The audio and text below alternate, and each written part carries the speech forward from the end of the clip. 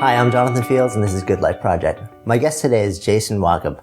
He is the founder of a really fascinating new healthy living brand that's really kind of exploding all over the place, and super involved in the online world and creating all sorts of educational experiences for people. And we're getting kind of jam not only on what he's creating, but also his personal journey that led him to this place. So awesome to be hanging out today. Thanks for having me, Jonathan. You kind of have it us here in your apartment, but you have a really interesting backstory. So like right now you've got this brand called Mind Body Green. Yep. And doing all sorts of amazing things with that. And I want to talk about what that is and sort of like where it's come from and where it's going, because I think you're taking it some interesting places. But the thing that led you to create it, that story, I think is kind of fascinating. It's probably something that a lot of people share in various ways. So take me kind of back to life before any of this was in existence. So we'll take you back I'm 38 now, so I'll take you back 20 years ago. So I was a former basketball player. I played college basketball at Columbia. My number one priority after college was make money, because I didn't have any and I had all this school debt. Columbia is not cheap and there were no scholarships. So I went to work as an equities trader, and I was a trader for 5 years, was able to pay off a lot of that school debt, and I had a little bit left over, not enough to retire, but enough where I could take the golden handcuffs off, so to speak. Right. So let me do other things. And I got into startups, and the last startup I ran was an organic chocolate chip cookie company that was in every Whole Foods market in the country. Mm-hmm. So it was through that company I really started to pay attention to ingredients, eating organic, closer to nature, the connection to the environment and toxins, what we're putting in our homes and our bodies. Met my wife that year, so started to revisit spirituality. And I also flew about 150,000 miles domestic. Ouch. Yeah, so I'm 6'7" and me in a little coach seat, not... I'm like 5'9" and my knees bang against the seat in front of my flight. It must have been evil for you. It was pretty harsh on my body, and it turned out I had 2 extruded discs in my lower back. Oh, man. Very painful. There were days I could barely get out of bed. So 2 doctors told me I needed back surgery, and I really didn't want to get surgery. At this point, had you also largely, I mean, when you're flying and working that much, you go from being an elite athlete to, were you active at all? Just sort of like... I've always been active, but I was more of go to the gym and lift weights type of guy, and that was my form of extra. I looked good, but I probably wasn't as healthy as I could be on the inside, and I didn't understand that connection yet. So then I didn't want to get surgery. I started practicing yoga, and I completely healed my back. So I'm fine, never got surgery. So we'll talk about that for a second, because it's a bold claim. It's true. Right? Yeah. And it's a lot of people would not sort of like come out and say, yes, like I basically went this way and everything is totally cool now. Right. Yeah, it's amazing. You know, it's one of those things where I was at it's funny, I've talked about this with other people. It was something, I'm mostly, and I think I'm a pretty optimistic guy. And I kind of thought, you know, whatever happens, I'll be fine. Like, if I'll try this yoga thing, if it doesn't work, I'll get surgery, I'll be fine. Like, whatever, I'll be fine. Like, I'm not going to be in a wheelchair. I'm not going to be hobbling around. Like, we'll figure it out. I'll be fine. But I started practicing, and, you know, twice a day, just like 4 or 5 poses specifically for my lower back. And within a couple of weeks, I started to get better and better and better. And so it was more like a therapeutic approach to practice than go then just I didn't just go jump to a into 90 class minute and go like level 2 class. No. And for a while, I was kind of afraid to go for that reason. It's like, I got this thing, it's working. Like, I don't want to, you know. And I think with yoga, it's very important to find a practice and a teacher that works for you. So important. I mean, it's funny, you know, obviously I have a background in the yoga world, and when we started the studio that I used to own in New York City, there were a lot of great yoga studios around, but I was coming out of a similar background, and I knew that the people from that world that I was coming out of wouldn't go to most of the studios, even though they were great, because they were too intimidating. They were, you know, like you walk in the door. And there's so many more studios now. And it's so important, like you said, there's so many people who run from the practice because they walk into one place and they just have an experience that freaks them out, and they think that this is the universe of yoga. Oh yeah, absolutely. I've been to tons of studios, and I've been in classes, you know, with my wife, and seen experiences like that where it's like you see a new person and they're in the front and the teacher is not, and it's like, oh God, like this person will never come back. Like, you just want to like grab them and be like, it's okay, like go to this place and this teacher, you're going to be fine. Like, don't give up. But it happens all the time. That's unfortunate. Yeah. I mean, I figured when I owned a yoga studio and I taught, and I felt uncomfortable going to a lot of other studios. That was a huge problem. Right. You know, so it's awesome that you sort of like were able to take this approach to kind of like move into it very gently and really honoring sort of like what you needed from it rather than just throwing into, you know, sort of taking a chance with anything that was out there. Right. Well, generally I'm sort of like afraid of those things. Like I'm 6'7", like, yeah, you think like I kind of, I'm a little with yoga a lot too. My wife and I, she practices. So like when we go to other cities a lot, I'll like send her first. Yeah. She'll come back and she'll know. Yeah. She'll be like, yeah, you'd like this one. No, you won't like it. It's too backbendy. You won't like that one, you know? So. That's awesome. So you start practicing. Yeah. And twice a day, a couple poses a day. Yeah. I'm curious, how long does it take until you start to feel in your body like, oh, something's happening? Within like a short amount of like a couple of weeks, I started to feel, you know, with sciatic pain running down your leg. I was told, you know, the further north the pain goes, the better. The further south goes, worse. Yeah, right. So like when it was really, really bad, I was running straight down to my toes. It felt like someone was, I don't even want to describe the feeling. The pain started to subside and move back up. And the closer it got to your butt, like track it. Sort of. So it started to not, it just started to move further north. I knew it was getting better, then eventually it went away. That's amazing. So this is an eye-opening experience for you. Yeah, it really opened my eyes that I think before I thought health was about going to the gym and looking good and you know, being trim, and you know, health was about weight loss. Right. But it was through this experience became very clear that health was not just about weight loss and how you looked, and health was a three-dimensional approach, and it's about having a spiritual practice and feeling good about yourself. It's about moving your body and being mindful about that, which I think why yoga is the best practice you can possibly do. And then it's also about what you're putting into your body and the environment, and it's those three things, you know, hence mind, body, green. So yeah. Oh, I never actually made that connection. Yeah. All right, that all makes sense. You need all of them. Right. Otherwise, you're not gonna. So you go from this really personal experience, and you're still working, doing the same thing at this point, or? Yeah, absolutely. Yeah. Oh, with regards to my yoga practice? Yeah, right. No, I've kind of moved on. Like I started going to classes. Right. And like. No, but I mean that you're actually like how you're earning your living. Like at that point. Right. You're still like you're healing yourself through yoga. Yeah. You're becoming more and more pain free, but you still got the same gig. Right. So around that point, I left the cookie company to go full force into starting Mind Body Green. I found two incredible co-founders, or technical co-founders, who thought it was a fun side project. So they were working nights and weekends, and I left and decided to do it full time. So let's unpack this though. Sure. Because you shared as if, well, yeah, I founded a company and we just did it. There are a lot of people with great ideas who don't actually do it. Right. I mean, that's my problem. I do it. It's not a problem. No, I know. But it does make you unusual. Right. You know, like, so bring me sort of, I mean, for you, is it literally just as easy as you're incredibly risk tolerant and you're just like, whatever, it'll work out? I do have a high threshold for risk. I was a trader, so I've always been, and I played basketball, I've always been very comfortable with risk and uncertainty, more so than most people. Interesting. But I have my threshold too, and sometimes you get there. It's not easy being an entrepreneur. It's a huge challenge. So when you decide to do this, are you married at the time? But you're dating? Yeah, I got married, and I said to my wife, like, I want to do this. I at the time I had done startups before, but nothing in media. So in retrospect, I was very, very naive going into this one. So I said, give me 6 months, and I think I can make it work. And 6 months turned into 2.5 years. Right. What was she doing at the time?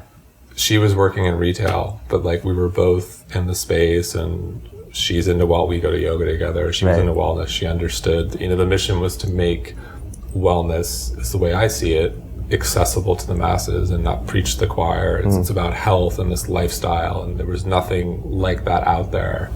And so I wanted to create a media property that, I could that would speak to guys that I played basketball with in college, and they would understand and make something accessible to the masses. Yeah, no, I totally get that. I mean, it's such a similar flavor with what we were trying to do with Sonic Yoga. I mean, the name alone. Yeah. We came up with it was, like, I would do these sort of casual surveys, like, where do you practice yoga? And people couldn't pronounce the name of their studios. Right, it's a problem. I'm like, okay, so you can't remember it, you can't share it. So we're like looking like how, and the whole goal was, how do we keep the power and the essence of it, but lower barriers to participation? Right. This should be for everyone. Yeah, like how do you actually just bring it to the people and make it super accessible, which is what I love about what you're building. I'm curious though, you said something when you had a conversation, you basically said with your wife, because the dynamic with startup founders who are in relationships or, partners, marriages, whatever it would be, kind of, I think it's a really interesting point that nobody really talks about or looks at a whole lot, but it can be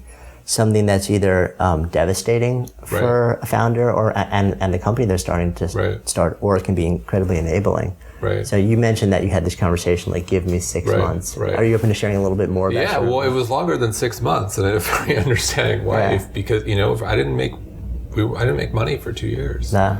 So any money I'd saved through, Wall Street, I had blown through, and that wasn't on the site. That was just living expenses, paying rent. Right. So for 2 years, my wife floated me, and she was very understanding and very supportive, and not everyone can.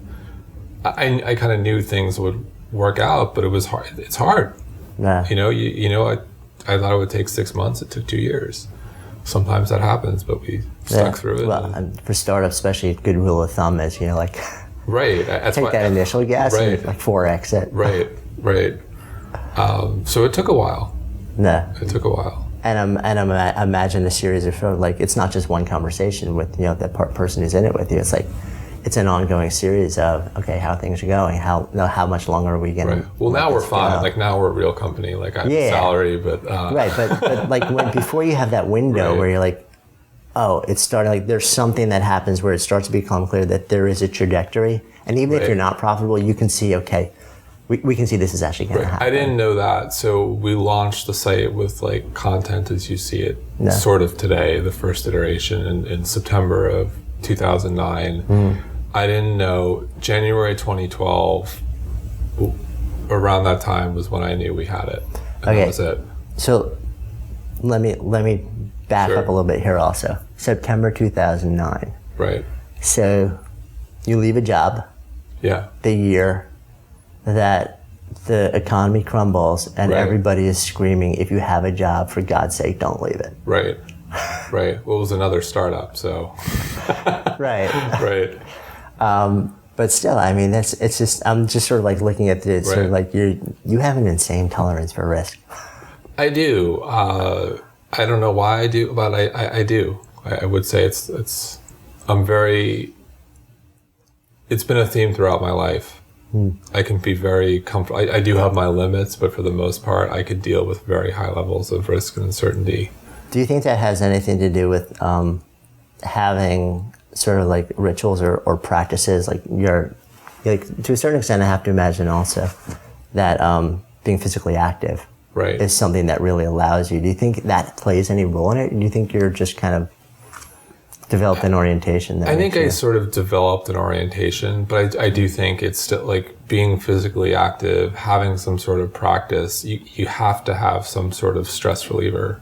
I think to some degree, even though my wife always says my back, like I'm sure my back was stress related in some degree, and other health issues I've had in other people. I think there's always, there's absolutely a stress component. Stress is inflammation. So I do think it's important to have something to sort of alleviate it, but still it can only do so much. Yeah. So you launched in September 2009. You have two other founders. Yeah. And the goal is really to democratize health information. Right. But having never launched your own company at that point. Right. Well, I had done, but not in media. So I'd done other companies in different verticals, but like they're all different. Like there are certain startup principles you learn, but well, especially media is a tricky beast, and especially when you launched. Oh yeah. I mean, media properties were crumbling. Advertising dollars were vanishing. Right. And you launched a media-based property, so that must have been really a really interesting time to figure it out.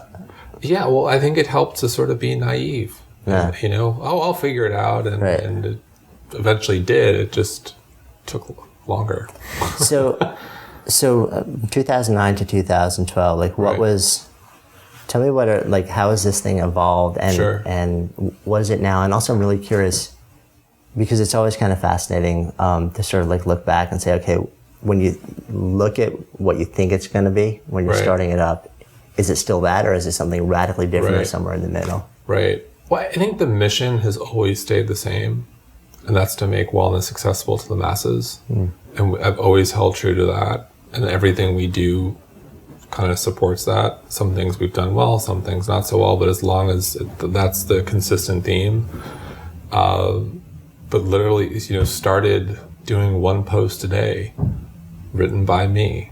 And I'm not a very good writer or editor. And doing interviews. You were the content creation team. I was the content creation team. I'm the social media team, the everything. So literally started that way. One post a day, and then up to 2 to 3. And also, I think this was instrumental in the way we kind of evolved. Became friends with a lot of people in the space who were building their own brands, whether they were yoga teachers and nutritionists. A lot of them happened to become good friends, just kind of happened organically. And some of them said, hey, like, do you accept guest posts? I said, sounds good. Let's do it.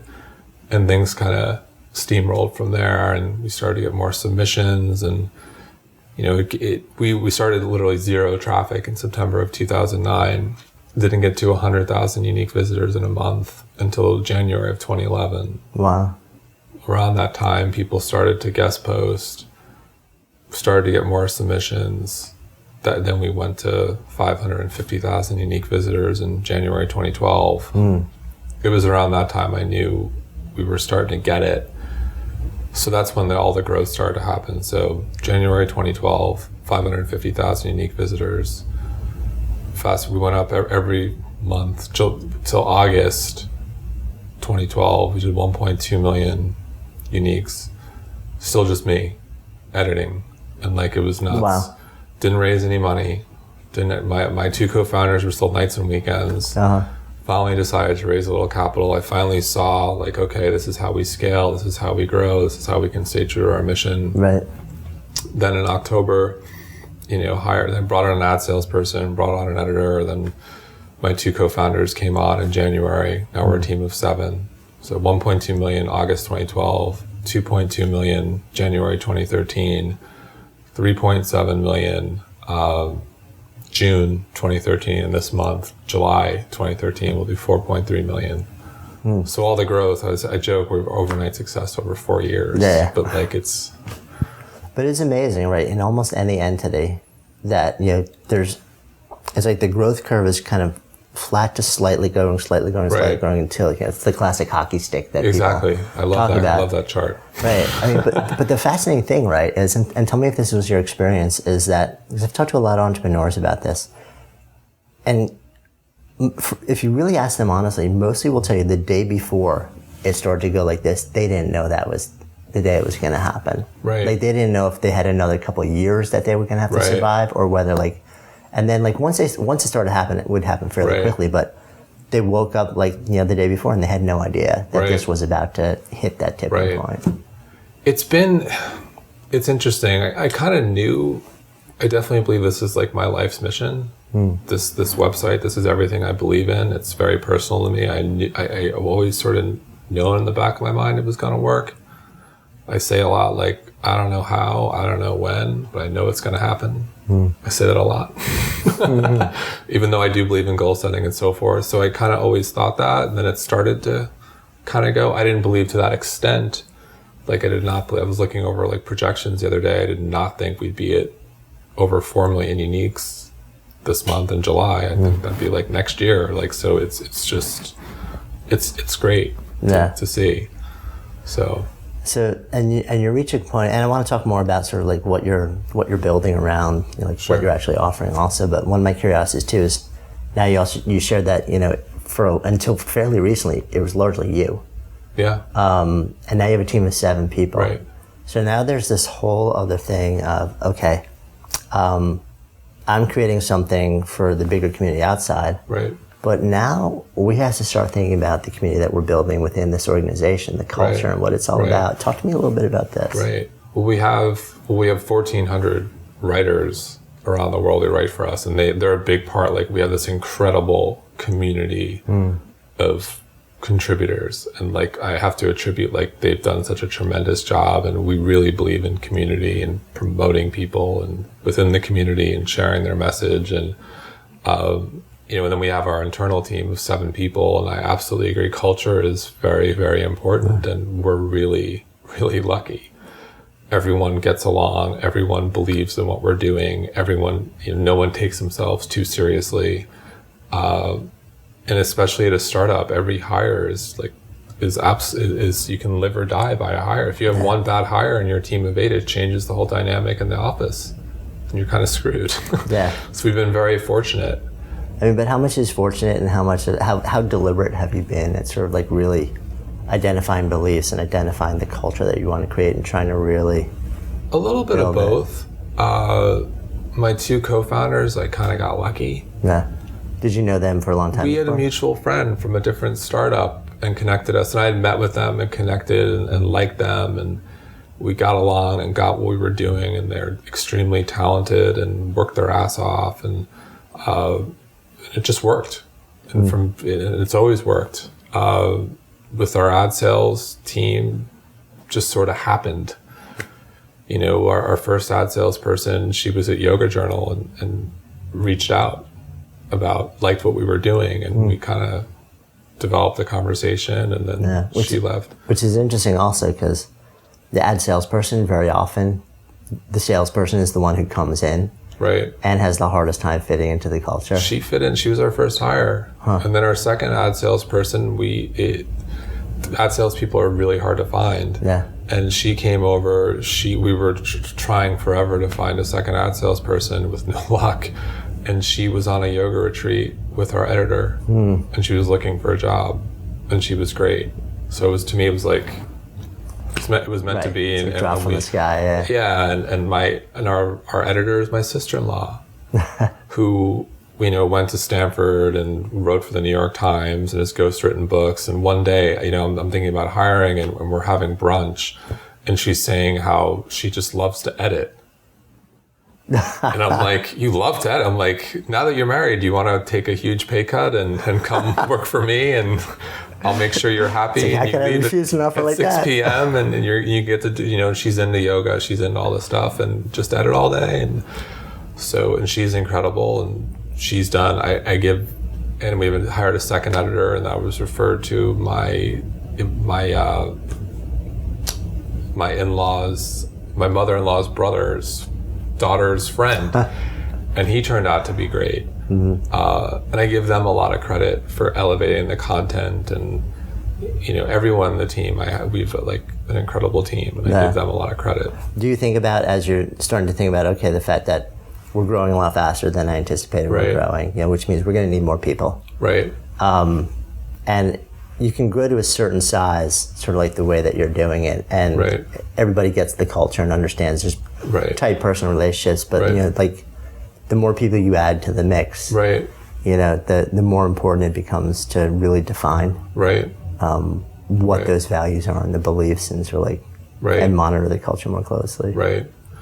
We'll see. Yeah. It's like, talk to me in a month. Right. I don't know how big. I don't think we're ever. Who knows?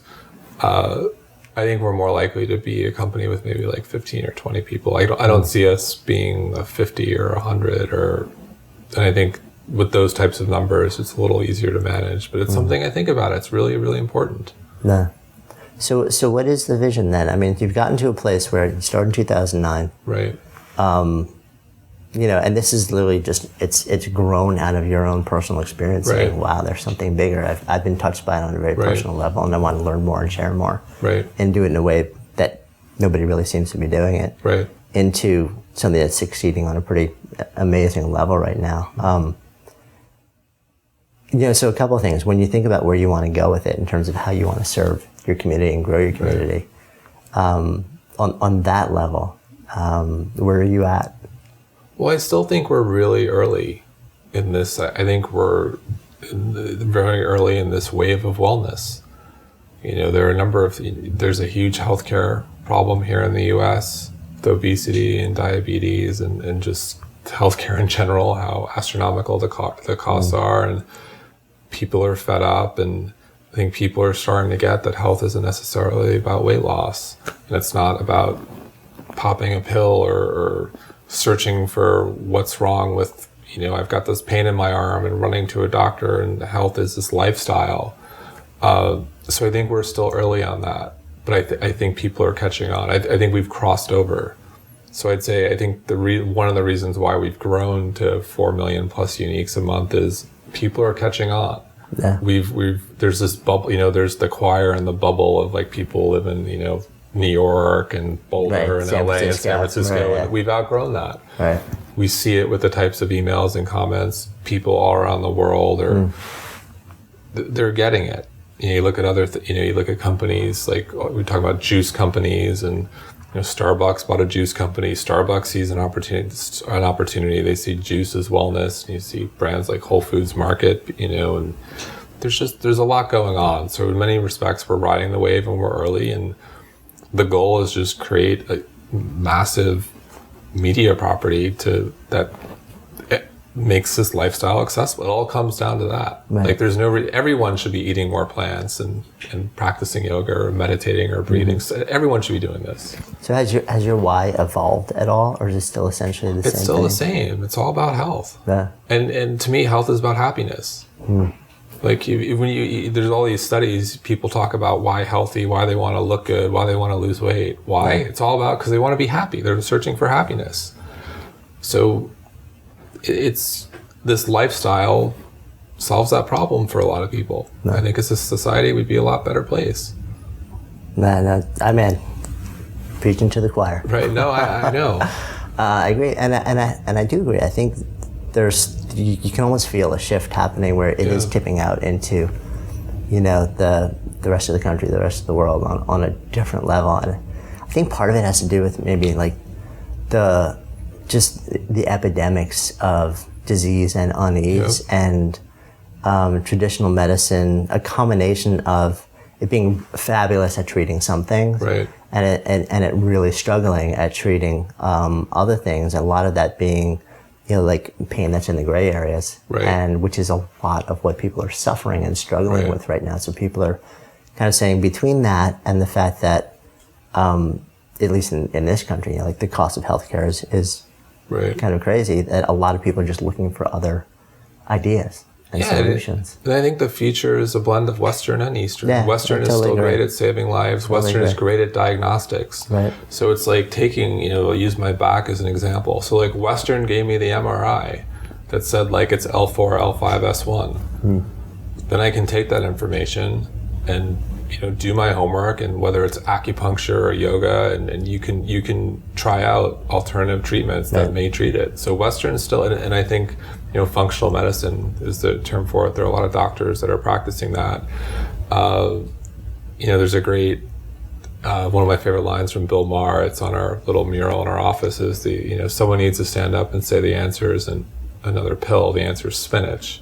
And sometimes that's true. And I think that coming from a doctor is very powerful. And the fact that there are doctors now who are saying, okay, this is serious, you need surgery or you need medication. And what they're also saying, hey, you need to like change your diet, like lose gluten and see how you feel, or like you're stressed out, let's get some yoga, so that's powerful. I mean, it's interesting. And I'm sure you've had similar conversations. I've had conversations with a number of doctors behind the scenes who essentially said, I would love to be able to recommend certain things, right? But I can't, right? Because it's not part of what the prescribed guidelines are, right? For my profession right now. So, like legally and ethically, according to those guidelines, I actually can't. So my patients are going elsewhere, finding help, and then coming back to me and saying, "This is what did it," and I can. And there's enough research. In the beginning, I think a lot of people were like, "Well, there's no research. It's kind of woo-woo." There's actually like the bodies of research are growing enough so that. Even allopathic medicine can start to say, "Oh, there's something happening here. Like we have verifiable proof." Not for everything, of course, but there's enough.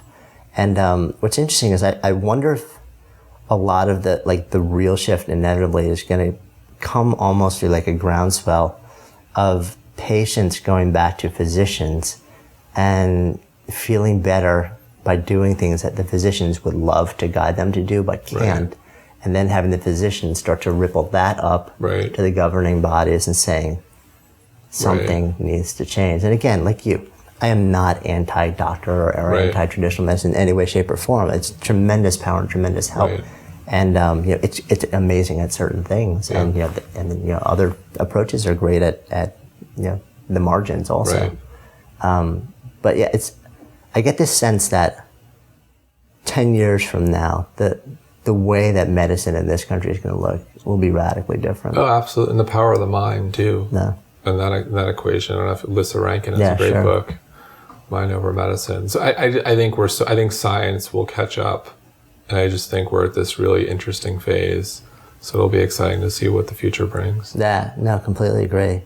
So with where you're going, I know you started out, you said this is a media company. Right. Fundamentally. But you're actually starting to turn the corner and explore turning it into an education company on a different level too. Right. Talk to me a little bit about sort of like what's happening there. Right. So we just launched actually today video courses. So the idea being you can take courses from people we think are some of the leading experts. So we launched with 3 courses, one in yoga with Tara Stiles. So Tara Stiles is this tremendous yoga teacher, and she literally walks you through 6 hours of video content, everything from Tara explaining how to breathe, what yoga is, what yoga isn't, walking through every pose, walking through sequences, full-length classes. There's nothing there. There's like a ton of yoga DVDs and tons of sites that do streaming and so forth, but nothing that really presented yoga in a way that if you had zero practice, you could take this as a class from start to finish and feel good about, okay, like I can practice yoga now. And we did the same thing with meditation with this incredible teacher, Charlie Knowles. He walks you through everything from breathing to mindfulness, to Vedic meditation, it's just incredible. Mm-hmm. And then the 3rd course is with Rich Roll about eating a plant-based diet, who I know who's been on your couch. And these are all courses. What I love about this is I think if someone wants to get healthy tomorrow, I think the 3 things I'd recommend would be yoga, meditation, and eating more plants. Right. And with these people teaching you in video, it's just really powerful, and it kind of makes sense. And we saw a lot of interaction in the site where people would read an article maybe about meditation and they're all pumped, and you see in the comments it's like we leave them hanging, like they can't learn it. Right. Now what? There aren't meditations that people, if you live in Des Moines, Iowa, you may not have a great meditation teacher readily available. So hopefully we kind of fill that gap and people can see the courses on our site. Yeah. And what's interesting also is it's a continuation of the original thing for you, which is it's about sort of like starting at zero. Right. And making it easy for that person to like go from zero to absolutely to beginning to adopt it. And I think that's also definitely it's a missing. I mean, there's a lot of beginning stuff, but a lot of it's not. It's kind of tailored towards the next level beginner. And what I found being like in the yoga industry is that a lot of teachers didn't want to teach the beginner stuff. Right. Because they're like, oh, we have more fun when we can teach more advanced students. We can do more with them. We can. So there, a lot of teachers sort of like they would start out and they couldn't wait to sort of like like get their chops and get to the place where they were teaching the more advanced classes. When there's such a demand for like genuinely compassionate, insanely knowledgeable people at the point of entry, whether it's live, whether it's streaming, whether it's DVDs, whatever it is, to take the most talented people and have them really break it down and explain how to like go from zero to sort of like beginning. Yeah, in a simple way that maybe lose the Sanskrit and like explain to people. You don't have to be flexible to do this pose. And you know what? Like alignment's important, but like if your toe's not in this direction, you're gonna be okay. And that's important because I generally believe if everyone did a little yoga, they'd be a lot healthier and happier. And everyone already, 20 million people practice yoga in the US. Like that's a lot, but it's a small number. Right, compared to who it could be. Yeah, so we're hoping to further that. When we opened the studio, so we opened in November 2001. And then coming into the first summer, because it's a seasonal business when you share a location. And I kind of knew that we needed to get something through, and I wanted to get something that would take yoga onto the national stage in a different way. So I realized that if I could connect it with some sort of bigger consumer trend, I could get a lot of people coming to the practice. And I didn't really care why they were coming to it. I just knew that once they started practicing, over time they would start to feel something that they may not have intended in any way, shape, or form. But that would bring them deeper into it, and they would keep the practice. So we focused on, and at that time there was no legit study that actually measured how many calories the style of yoga that we taught burned. Oh, really? So we went to university, to Adelphi University, and we did the first ever university study, the metabolic cost of vinyasa yoga. Oh, no way. And so we had yogis literally in a laboratory with face plates and tubes coming out of them, measuring their oxygen exchange every 6 seconds and taking blood at the end. And it was crazy, and the results were pretty astonishing to the team there. And when we shared that, and Self Magazine at the time did a thing on it. But what was interesting is there was pushback from the traditional yoga community, saying you're bastardizing it, you're commercializing it. And I was saying to myself, you know what? This is about finding a point of entry for people. Exactly. To a practice that will change them regardless of why they come to it. And I'm okay with that. Oh, I think you're absolutely right. I think it's I hate when it makes the yoga community seem a little elitist. And I absolutely, if you really believe in yoga, the hardest part is getting someone in there. And then the yoga will take over from there. So whatever, I wrote a piece, it was a kind of a tongue-in-cheek piece years ago, 5 reasons why dudes should practice yoga. And one of the reasons was women. I mentioned I go with my wife, and I say to my single guy friends, best place ever, these are the most incredible women, they're spiritual and so forth. And there were comments who could you write that? And it's come on. If you really believe in yoga, whether it's for weight loss or vanity or what have you, just get someone in there. We're not overflowing. We don't have hundreds of millions of people that we need to kind of get rid of the dead weight. We're not there yet. We need more people in the classroom. So whatever they come for, who cares? And then the yoga will take over. So that's what I kind of believe. And I think part of the yoga community likes to keep it small. And it's a problem. To a certain extent. Yeah. But it is, it's been interesting to see the community evolve over time too. Yes. Speaking of evolutions, when you think about the lifestyle that you want to build. Sure. Because with a business like this, I'm sure you're looking at this and saying, okay, I'm serving a community, I'm building real business, I'm helping a lot of people, I'm earning, I'm earning some money. Right. But my sense is with you also that, this is also in service of a particular way you want to live your life. I'm curious what that is. Well, I think wellness should be fun and for everyone. It needs to evolve beyond the stereotype.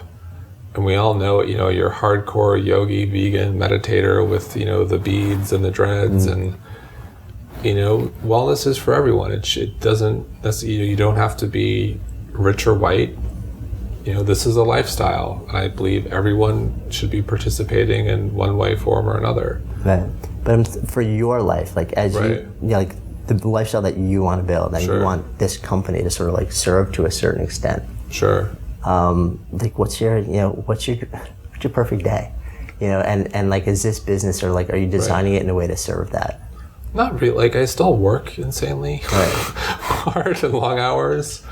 I like that we have an environment that I can wear jeans and flip-flops and everyone is free to speak. We all sit together. It's a long row of desks and everyone talks and feels like they can express their opinion, and we have fun and we laugh, and we all have our green juice, and we're all not perfect, and it's kind of a fun, creative environment where everyone kind of buys into making this lifestyle approachable and fun. So that, to me, that's great. That's cool. Everyone gets along.